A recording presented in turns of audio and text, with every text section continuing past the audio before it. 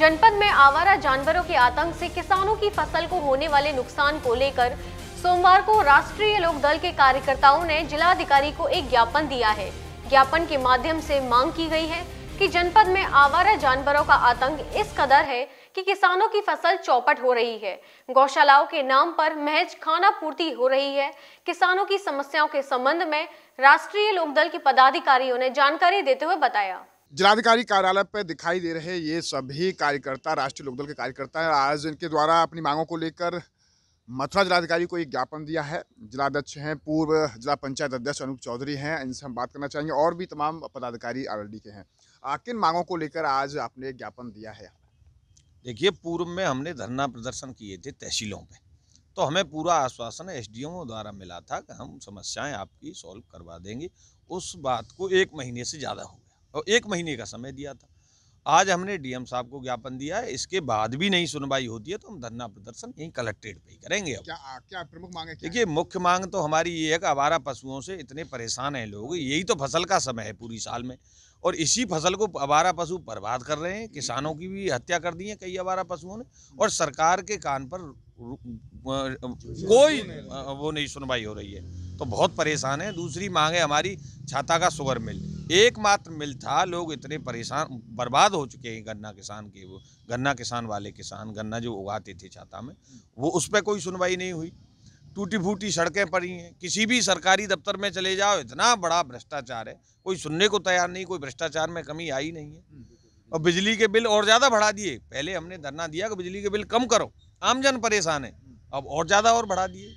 Gas cylinder और बहुत चीज़ें तो छोड़िए, सभी महंगाई तो है ही है, बेरोजगारी बहुत ज़्यादा है। तो इन मांगों पर ओलावृष्टि हुई, उसका मुआवजा मिला नहीं। सरकार किसान और मजदूरों के लिए तो काम कर ही नहीं रही। बस उन्हें तो वो है कि कौन सी नागरिकता, भाई देश के तो हम नागरिक पहले से ही थे, अब हमें कौन निकाल रहा है यहाँ से, और ला रहे हैं बाहर से। यहाँ बेरोजगारी इतनी बड़ी है युवाओं की, और बाहर वालों को नौकरी देंगे, इनके लिए तो रोटी कपड़ा मकान नहीं है।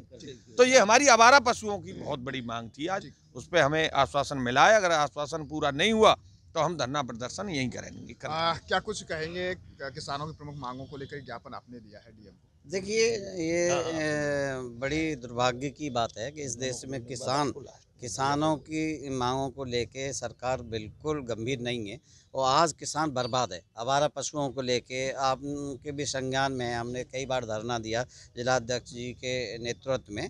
आज आवारा पशु ये हालत हो गई है कि हमारे कई किसान मारे गए, कल भी एक किसान मारे गए हैं। और ये सरकार इतनी निकम्मी है, इतनी बेईमान भ्रष्ट सरकार है कि किसानों की इनको कोई परवाह नहीं है। न किसानों के हित की कोई योजना ला रहे हैं, न आवारा पशुओं की कोई व्यवस्था की जा रही है। ये सरकार का काम है, संविधान में है कि। और बिजली के बिलों का अभी जो अध्यक्ष जी ने बताया, अभी बिजली एक हत्या भी कर दी जाएगी। मतलब ये देखा जाए, ये सरकार किसान विरोधी है, मजदूर विरोधी है, और सिर्फ धर्म के नाम पे लोगों को बांट के अपना उल्लू सीधा कर रही है। कोई काम करना धरातल पर नहीं है। सड़कें टूटी पड़ी हैं, कानून व्यवस्था की स्थिति प्रदेश की ऐसी है। जिलाधिकारी महोदय ने कहा है कि हम गौशालाओं की व्यवस्था कर रहे हैं, 8000 आवारा पशुओं के लिए हमने व्यवस्था की है। बाकी उन्होंने ये भी माना कि 15,000 पशु और भी बाहर घूम रहे हैं। तो जो पूरी रात पूरे दिन किसान इस काम को करता है और साल भर मेहनत करता है, वो बर्बाद हो रहे हैं। उसको लेके हमने धरना दिया है। और राष्ट्रीय लोकदल तो हमेशा किसान, मजदूर और गरीबों की बात उठाता रहा। चौधरी साहब के विचारों की पार्टी है, यही काम करने आ जाए। धन्यवाद। और तो हम पता क्या कुछ कहेंगे? आज ज्ञापन दिया है डीएम को, किन मांगों को लेकर? भाई देखिए, ये सारी परिस्थिति जब मालूम पड़ती है कि जब ये मालूम पड़ती है कि इस सरकार में हम भुगत रहे हैं। आज सब लोग, किसान हो, नौजवान हो, मजदूर हो, छोटा व्यापारी हो, हर आदमी परेशान है इनके पास। नौजवानों को रोजगार नहीं, किसानों के लिए कुछ है नहीं। किसान आज इतना परेशान है आवारा पशुओं से, बिजली की बढ़ी हुई दरों से। आज एक किसान का बेटा, पहले तो एक ही किसान का बेटा हुआ देश की पहरेदारी करता था, आज तो दोनों बेटा किसान के, एक खेत की पहरेदारी करता है, एक देश की सीमा पर पहरेदारी करता है। क्या यह देश के रक्षक ही एक किसान के लिए आज तक इतना नहीं है कि पशुओं से छुटकारा पा सके? अरे 30 रुपये देते, 30 रुपये में एक बच्चा नहीं मिलता है। 100 रुपये प्रावधान, बजट में प्रावधान करिए। ये गौ भक्त सरकार है। अब कहाँ गए वो गौ भक्त जो गौओं पे वो हमला करते थे और पकड़ पकड़ के जेल भेजते थे? अरे गोभक्त सरकार है तो बजट में प्रावधान करिए, 100 रुपये पर गाय पर रखिए, किसान बांध लेंगे। बहुत से गौशाला गांव खोल लेंगे 100 रुपये में।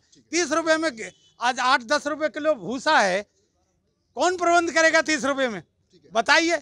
ये शासन का मतलब है ये लोग भेजते नहीं है। अरे ये डीएम लेटर भेजे कि पब्लिक का दबाव है, ये डीएम की मध्यस्थता होती है पब्लिक के बीच और शासन के बीच में भेजने की। ये लोग ये भी शासन से दबे रहते हैं कि हमारा कहीं ट्रांसफर ना हो जाए, ये ना हो जाए। मैं इन पॉइंटों पे ये कहना चाहता हूँ, ये हमारे देश का पहले से ही ये नेम था और ये नारा भी था कि जय जवान और जय किसान। जिस देश का जवान सुरक्षित है और किसान मजबूत है, वो देश मजबूत है और देश सुरक्षित है। लेकिन आज देखने में क्या हो रहा है कि ना जवान सुरक्षित है और ना किसान मजबूत है। जिस देश का किसान कमज़ोर हो जाएगा, क्योंकि ज़्यादा से ज़्यादा 70 से 80% इस देश की आबादी किसानों की है। लेकिन आज किसानों की वो दुर्दशा हो रही है कि किसान बुरी तरह तबाह है। इसका कारण क्या है?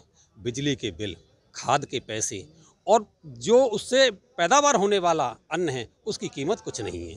तो इससे किसान बर्बाद हो रहा है। दूसरी बात, अब इस स्थिति में भी अगर किसी भी सरकारी कार्यालय में जाता है तो भ्रष्टाचार चरम सीमा पर है। कोई भी व्यक्ति बिना पैसे के काम नहीं करना चाहता है। जब मोदी जी इस बात को कहते थे कि मेरे आने पे ये भ्रष्टाचार खत्म होगा, हम क्लीन आदमी हैं, हम सत्य बोलने वाले हैं, सही काम करने वाले हैं, तो ये नीचे की मशीनरी जो उनके अंडर में काम कर रही है क्यों नहीं सही काम करती है? कारण क्या है? आदमी को मजबूर होकर पैसा देना पड़ता है। भ्रष्टाचार चरम सीमा पे, इस पर अंकुश लगाया जाए, ये मेरा कहना है। हम लोगों ने एक मेमोरेंडम डीएम साहब को दिया। एक नई चीज़ हमारे सामने निकल के आई है जो मैं आपके साथ शेयर करना चाहूँगा। सरकार का निर्णय है गोवंश को बचाने का, राजनीतिक दलों का निर्णय नहीं है। सरकार ने निर्णय लिया, हम उसमें सहभागिता निभा रहे हैं। लेकिन आज हमें डीएम साहब से बात करके ये बात स्पष्ट हो गई कि ये उत्तर प्रदेश की सरकार गोवंश को बचाने में नाकामयाब है। किसान दुखी है, मर रहा है। 30 रुपये उन्होंने तय किए कि एक गऊ के नाम पर 30 रुपये दिए जाएंगे। 30 रुपये में तो एक टाइम का क्या, 1/4 टाइम का भी गाय का खाना पूरा नहीं होता है। क्या सरकार को ये दिखाई नहीं पड़ रहा है कि 30 रुपये में कैसे गऊ पलेगी?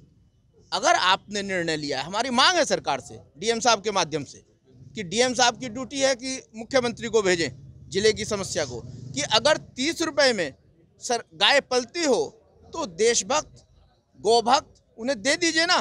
30 रुपये में गाय नहीं पलती। एक बात अंत में कहना चाहूँगा, जिम्मेदारी राजनीतिक दलों की नहीं, जिम्मेदारी सरकार की और जिले की प्रशासन की है।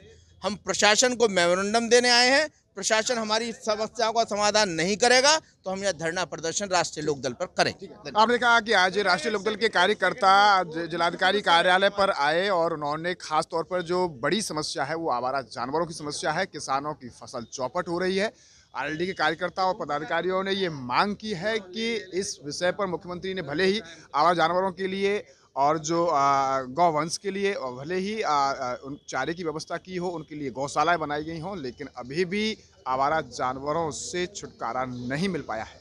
अब देखना होगा कि शासन और प्रशासन आवारा जानवरों का जो आतंक है उससे किसानों को कब तक निजात दिला पाएगा।